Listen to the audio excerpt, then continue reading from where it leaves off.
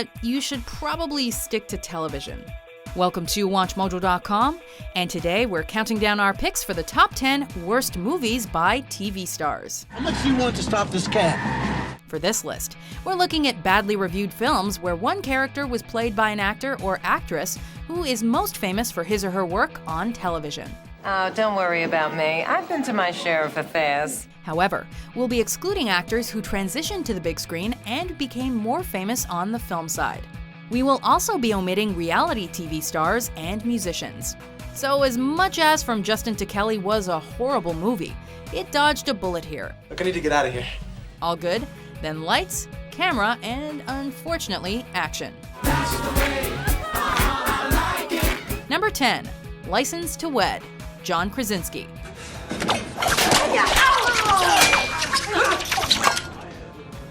Our lovable assistant regional manager Jim Halpert from The Office has had a few attempts at the big screen, but along that road were indeed some flops. Before he was in the equally bad movie Aloha in 2015, John Krasinski starred alongside Robin Williams and Mandy Moore in 2007's License to Wed. The first time you say, I love you. What? What? Of you? What of you? Williams plays a church minister who puts Krasinski and Moore's characters through a pre-marriage program to see if they're really meant for each other. Bad news, guys. Next available date is in 2 years. 2 years? Mm-hmm. The program is meant to get on the couple's nerves, but the audience is the real victim here between the weird characters, cringe-worthy jokes, and way too obvious and failed efforts to be a romantic blockbuster. Jesus, you scared me. Jesus didn't scare you. I did. Number 9, She-Devil, Roseanne Barr. Poor Bob. I almost felt sorry for him. Almost. While Roseanne was an unquestionable hit, Ms. Barr hit a bump in her career when she starred with Meryl Streep in She-Devil. Although critically Roseanne and Meryl did well, the movie itself was widely panned.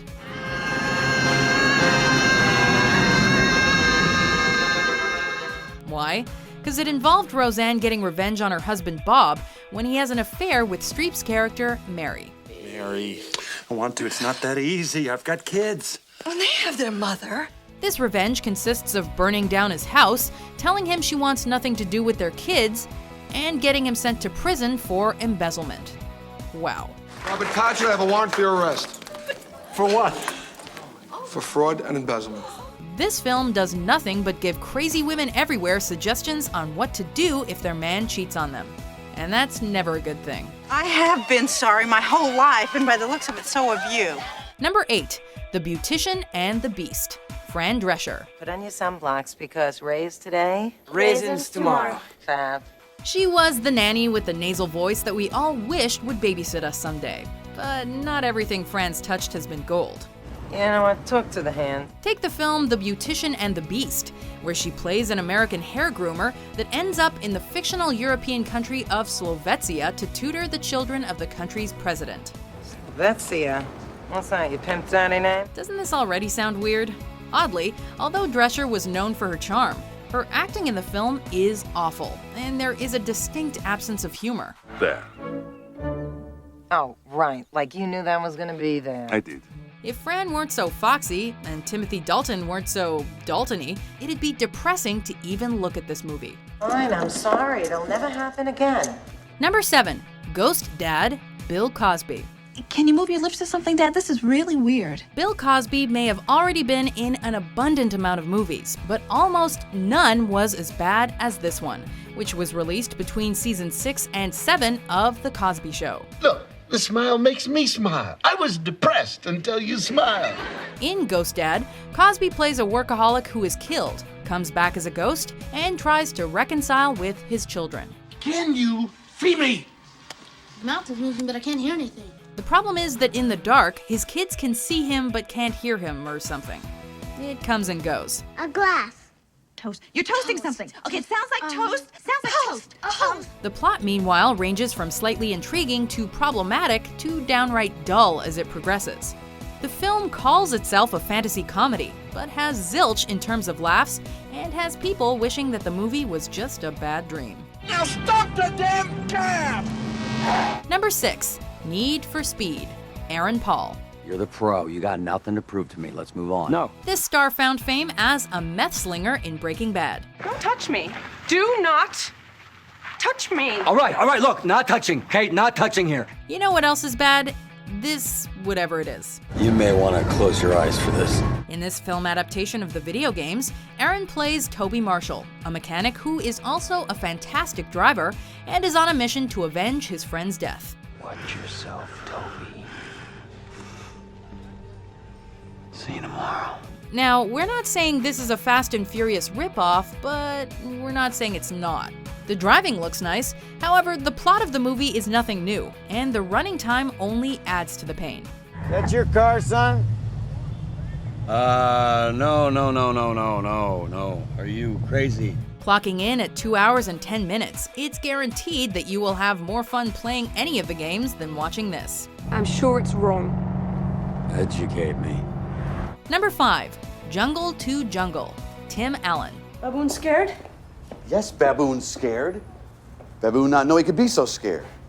Baboon's pants a little damp. Home Improvement, a classic. Galaxy Quest, untouchable. But still, Tim Allen is not exempt from being in the good TV actors in awful films group. Oh my God. She left me for Gilligan's Island. In Jungle to Jungle, his character finds his estranged son in Venezuela. That's my son.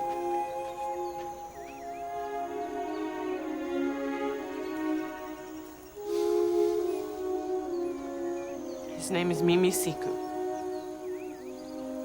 His name is what?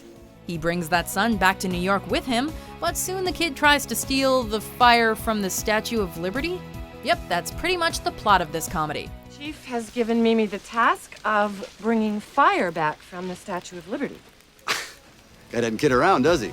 The movie tries to use the fish out of water cliche, but it just doesn't work here. There's not enough water, and we just don't care about the fish. Richard, are you out of your mind? Number 4, Mr. Wrong, Ellen DeGeneres. Name is Alston. Martha Alston. During her sitcom heyday, Ellen DeGeneres had one of the most joyful personalities on television. See, if you have to ask, you've answered my question. However, her career took a turn down the wrong lane when she starred in Mr. Wrong. Look, you can have Whitman, okay? I don't want him. He's all yours, I swear. The film even uses the old show the ending first, then rewind gimmicky route. Go on. And my sister was 25 and getting married. It was a beautiful wedding. Really. In this romantic black comedy, Ellen plays a woman who is continually hassled by her family about why she isn't married. Then we're treated to nothing but amateur acting, characters who act more brainless than zombies, and some uncalled for creepiness thanks to someone who loves stalking. If you try to get between us, I'll put you out the door. Now for the last time. Put down the knife. This movie will make a non-married woman never want to tie the knot. So it turns out the whole thing could have been avoided if she just... Not that this resembles your life. Number 3, Leonard Part 6, Bill Cosby. Hi. Hands off! Oh wait, did we say that no movie was worse than Ghost Dad? Scratch that. We just found this. Put the foot to the gas. We know Bill Cosby was the man back in the 80s, but you can't just make movies left and right and expect them all to be good. Whatever you do, son, don't fall on that. In this parody of spy movies, Cosby plays an ex-CIA spy who comes out of retirement in order to, listen to this, defeat an evil vegetarian who brainwashes animals into murdering humans. I have done the unthinkable. Told the animals the truth, that they have been exploited and tormented by man for 2 million years. That sure sounds cool, doesn't it? The entire film is filled with bland action and horrible special effects, resulting in 85 minutes that no human can, or at least should, live through. If it was supposed to be bad on purpose, then it succeeded, royally. But this was not the case. I don't understand, but I imagine eventually everything will be clear. Number 2, Ed, Matt LeBlanc. Hey! Did your mother ever tell you not to do that? We needed a good movie, and you failed us, friend.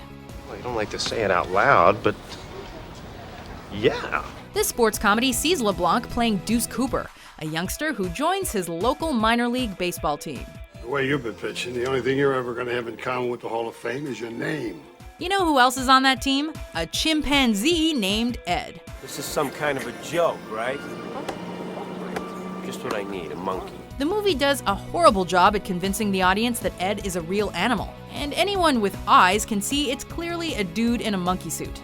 Aside from that, the film seems to lack knowledge of baseball, relies on the oldest forms of comedy imaginable, and hides behind the facade of a kids' movie when it certainly isn't. When was the last time you had any fun?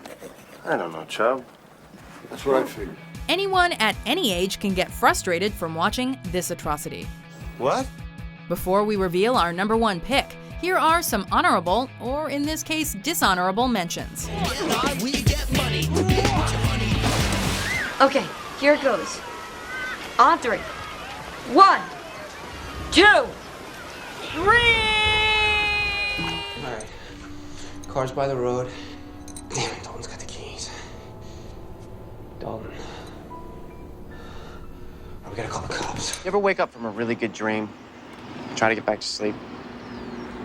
Or you got the flu, and you promise yourself that you appreciate normal so much more if you could just get back to it. Who is Bill Abernathy?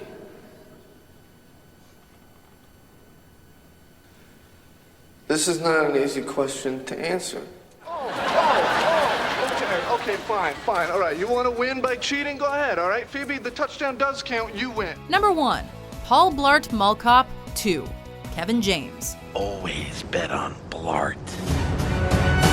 There are many film sequels that do a great job, many that do a horrible job, and then there's Paul Blart Mall Cop 2. Security is a mission, not an intermission. The first may have been terrible, but it was loved by a few people, we guess, especially since it earned over $180 million at the box office.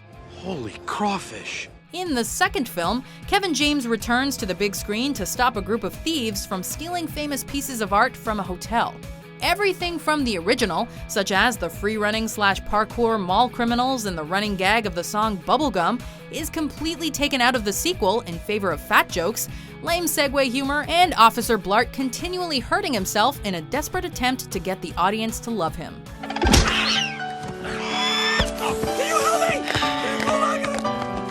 James might be the king of Queens, but the king of big screen comedy? Not this time. Or maybe even ever. It's a bad day to be bad people. Do you agree with our list? Which television star do you think did a bad job transitioning to the big screen? Sweet.